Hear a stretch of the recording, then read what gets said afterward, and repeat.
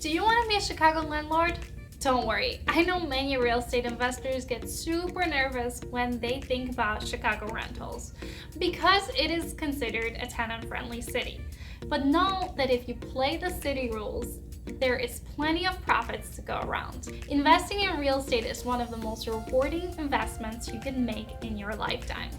You can earn passive income as well as count on appreciation over time. Unfortunately, if mismanaged, it can become your biggest nightmare.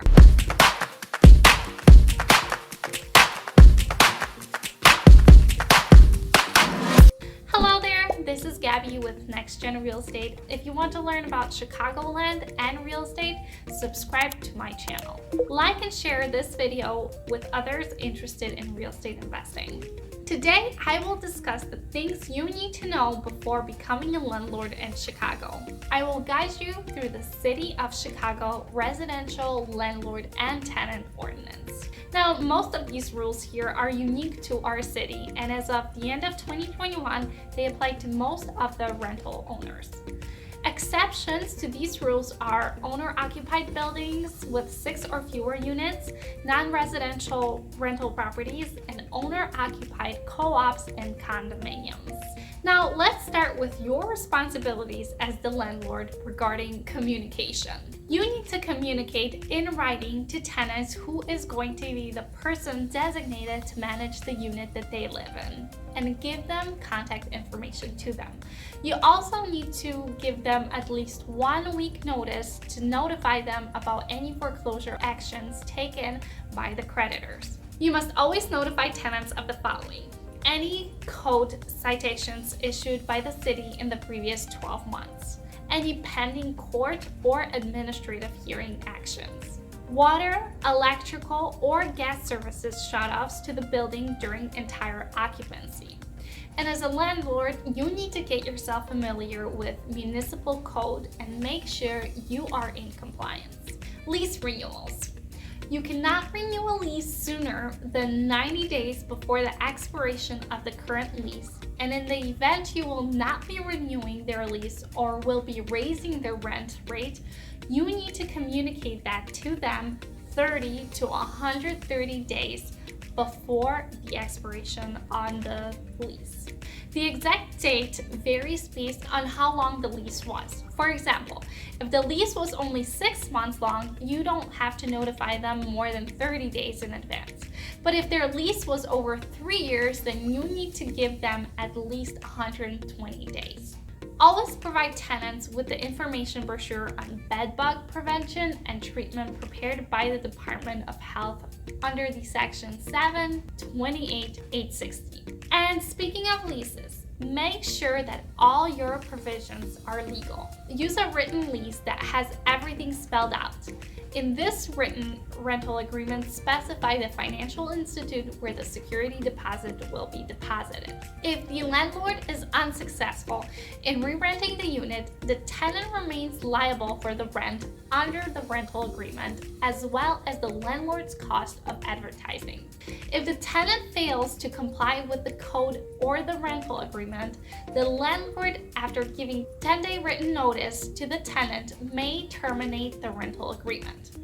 He or she may enter the rented unit and have the necessary work done. In this case, the tenant shall be responsible for all repair costs. Now, pro tip: to make sure that you have a good working lease, consult with a real estate attorney before settling with your tenant. Let's talk a little more about security deposits. The landlord must give a tenant a receipt that includes the owner's name, the date it was received, and the description of the dwelling unit. This applies in cash, check, and electronic funds transferred, and should be signed by the person accepting the security deposit. You may accept the payment of the first month's rent and the security deposit as one payment, but remember to transfer the security deposit portion to the interest-bearing account within 5 days of the deposit. You must put all security deposits in a federally insured interest-bearing account in a financial institution located in Illinois. You cannot mix the security deposits with other assets.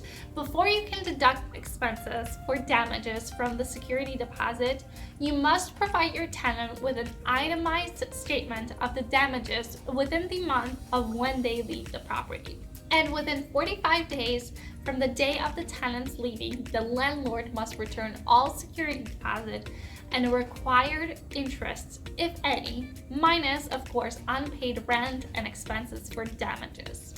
If the rental property gets sold or passed to another owner, the new landlord is liable to the tenants for any security deposits or prepaid rent paid to the original landlord. The new landlord must notify the tenant in writing within 14 days from the transfer of property ownership that the deposit or prepaid rent was transferred to the new landlord. The original landlord remains liable for the deposits or prepaid rent until the original landlord transferred the deposits or prepaid rent to the new landlord and provides proper notice of such transfer to the tenant. So let's talk a little bit more about rent payments. If the tenant fails to pay rent on time, the landlord may charge a late fee of $10 per month on rents under $500, plus 5% per month on anything over $500. If the landlord accepts the rent due knowing that there is a default in payment, the tenant may stay. If the tenant fails to pay rent to the landlord after giving 5-day written notice to the tenant, they may terminate the rental agreement through the eviction process. If the tenant pays the full amount of back rent and landlord court filing fees before the judge issues an order of possession, the tenant is allowed to stay in the unit. Finding the right tenants. The key to success of your rental business is getting the right tenants. You need to choose your tenants wisely. Here are things you need to do to avoid bad tenants. Run a credit check, ask for references from previous landlords, verify their employment, and check their background. If you are running a credit and background check, you cannot do it at the same time. The new ordinance of Cook County requires us to check the credit first, and only if it is approved, you can run a background check. In case you choose to deny someone based on their background check, the records need to be relevant to real estate. For example, arson is a reasonable offense that can be a concern to a landlord, but a DUI, not so much.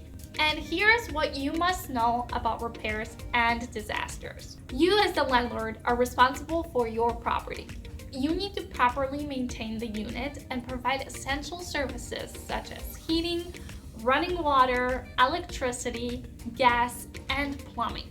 Failure to do so will cause you to lose money on repairs and big lawsuits.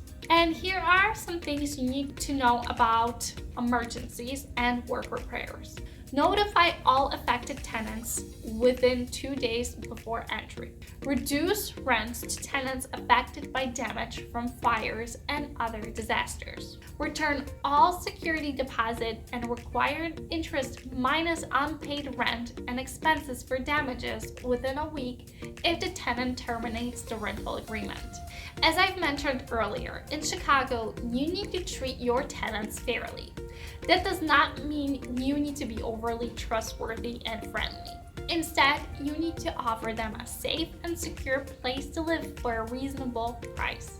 And lastly, here are some no-nos for you to remember. You cannot lock your tenants out. No changing locks, removing doors, cutting off essential utilities. If you commit this illegal act, you will suffer fines of up to $500 every day and face lawsuits.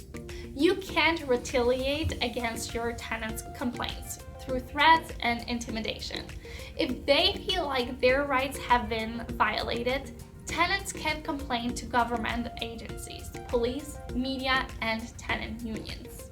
In the process, you should not aggravate the situation with threats and intimidation.